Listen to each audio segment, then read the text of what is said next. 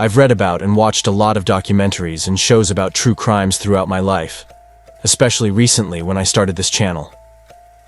While they all leave me with a feeling of sadness and sympathy for those involved, some stick with me more than others.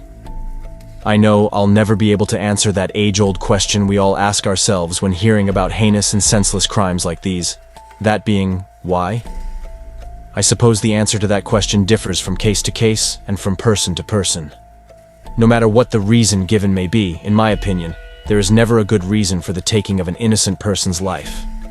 Welcome to my channel. My name is Chrissy, and this is Weird Wild Stories. I discuss things that are strange, mysterious, and creepy. If that interests you, then please subscribe or follow me. If you enjoy this video, leave me a comment or hit the like button. That really helps out a small channel like mine.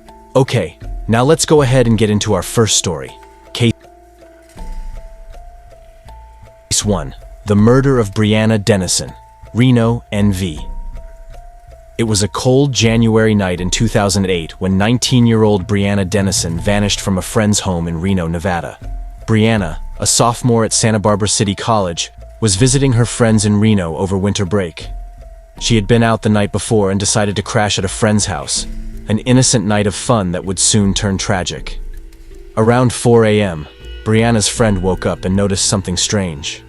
Her front door was slightly open, and Brianna, who had been sleeping on the couch, was nowhere to be found.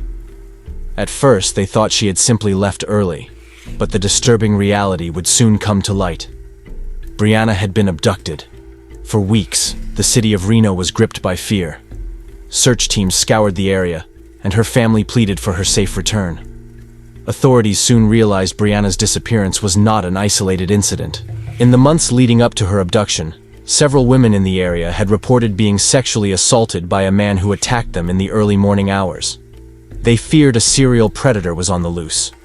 The break in the case came 24 days later, when Brianna's body was discovered in a nearby field. She had been strangled to death.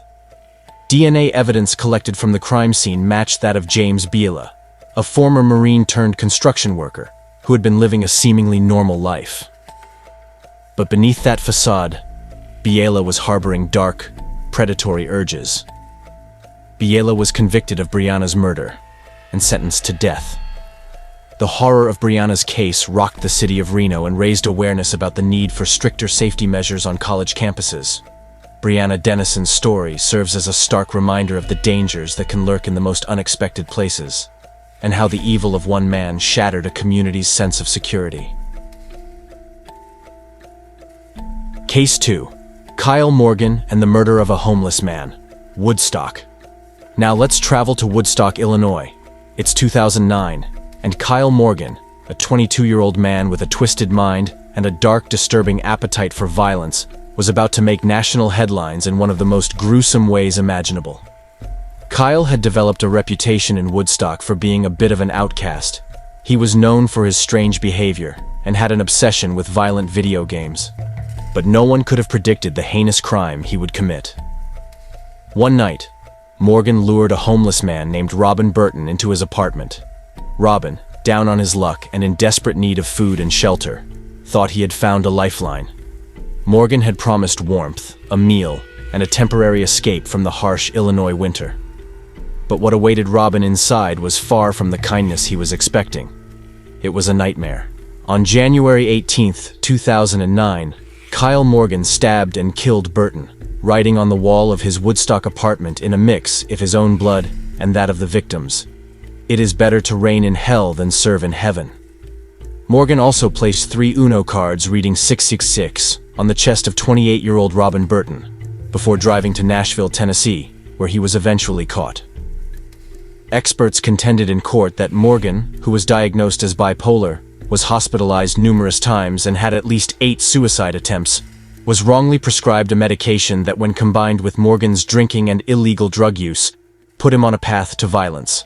In the end, McHenry County Judge Michael Federer issued Morgan a 30-year sentence for Burton's death.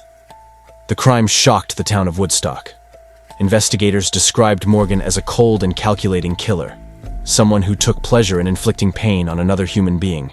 To this day, the people of Woodstock are haunted by the senseless murder of Robin Burton, an innocent man who was just looking for a little help in a time of need. Case 3. The kidnapping and rescue of Sarah Maynard, Mount Vernon, Ohio. The final case brings us to the quiet town of Mount Vernon, Ohio. It was November 10, 2010, when 13-year-old Sarah Maynard's world was turned upside down. That evening, her family, her mother, Tina Herman, her brother, Cody, and a family friend, Stephanie Sprang, were brutally murdered inside their own home. The killer? A 30-year-old man named Matthew Hoffman. Hoffman was an ex-convict and a recluse who spent most of his time spying on his neighbors and living off the grid. But on that fateful night, something snapped inside him. He entered the Herman household, attacking and killing Sarah's family members before kidnapping her and fleeing the scene.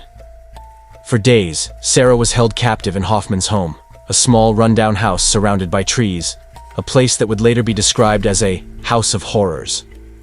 Hoffman had stuffed the home with piles of leaves, making it look like an overgrown forest inside. He kept Sarah bound and gagged in a makeshift dungeon. Authorities launched a massive search for Sarah and her family, unaware that 3 of them were already dead. The community feared the worst as days passed without any leads. But on November 14th, just 4 days after the brutal murders, law enforcement finally got a break. Acting on a hunch, police searched Hoffman's home.